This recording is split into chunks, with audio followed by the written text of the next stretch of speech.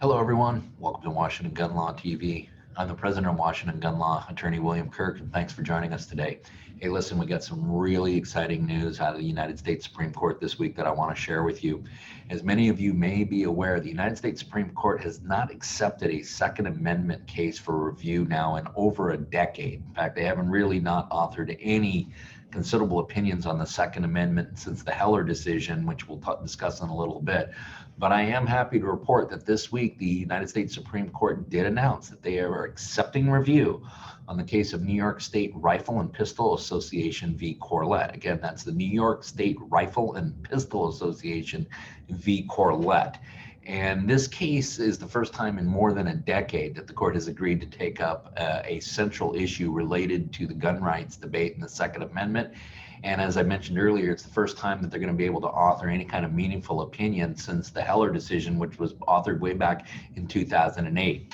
The court has agreed to hear a challenge to the New York state law that allows residents to carry a concealed handgun only if they can demonstrate a special need beyond general desire for self-protection. The law actually makes it virtually impossible for ordinary citizens to get a concealed carry license and protect themselves as if the Second Amendment requires.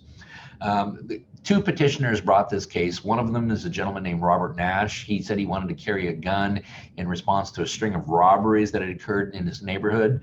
Another individual, another co-petitioner of this case, a gentleman named Brendan Koch, also had a desire to carry a gun for his own personal protection. Both men in New York State completed the gun safety course that's required, but were turned down when they applied for their permits. They joined in a lawsuit that was brought by the New York State Rifle and Pistol Association in conjunction with the NRA. Interesting law here is that New York bans carrying a handgun openly, and the state law actually says that anyone seeking a license to carry a concealed firearm must demonstrate, quote, a special need for protection distinguishable from that of the general community or persons engaged in the same profession. So unlike Washington State, where we are a shall issue state, that is that the sheriff's department or local municipal police department shall issue you a license within 30 days of application unless you are deemed ineligible to possess it. Some states have several hoops for people to jump through, very stringent requirements, and in fact, they can actually make obtaining a concealed carry license virtually impossible. And the state of New York, unfortunately, is not alone on that list. California, Massachusetts, New Jersey, Maryland, Rhode Island, Delaware, and Hawaii all have very similar restrictive laws. Illinois and the District of Columbia also had very similar restrictive laws. However, recently their laws have in fact been overturned by appellate courts. Well, as I mentioned earlier, the importance of this case is that for the first time in 13 years, our United States Supreme Court is going to be able to clearly define the protections afforded all of us through the Second Amendment. The last time they weighed in on the protections afforded in the Second Amendment was in a matter called District of Columbia v. Heller, which was authored by now departed Supreme Court Justice Antonin Scalia. That case in 2008 challenged a District of Columbia law that said anyone who owned a handgun had to keep it safely and locked away in an inoperable condition. When Justice Scalia authored his opinion, in large part, a lot of folks figured that gun restrictions, some of the magazine restrictions and many of the other kind of obscure restrictions placed by states around the country would start falling considerably after that. But unfortunately, there was language that Justice Scalia used, including the right secured by the Second Amendment is not unlimited, that has allowed a lot of jurisdictions to continue with restrictive firearm laws and regulations that make it virtually impossible for individuals to protect themselves. The other really important issue here is that this is going to, for the first time, highlight two of our new justices to the more conservative majority of the court. Right now, most legal scholars would tell you that there is a 6-3 conservative majority on the court. However, Chief Justice Roberts has proven to be a pretty moderate vote and a swing vote in several things. In fact, on many very important issues, siding with the liberal justices on some issues. However, two new justices, Justice Brett Kavanaugh as well as Justice Amy Coney Barrett, have a very long history of supporting the Second Amendment. And in fact, there's been some speculation that the addition of both of them to the bench would make the court more willing to accept review of a Second Amendment matter.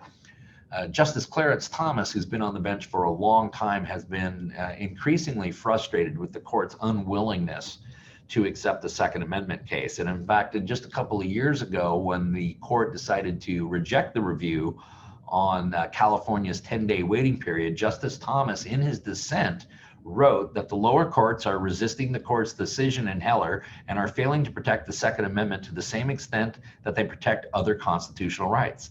If a lower court treated another right so cavalierly, I have little doubt that this court would intervene.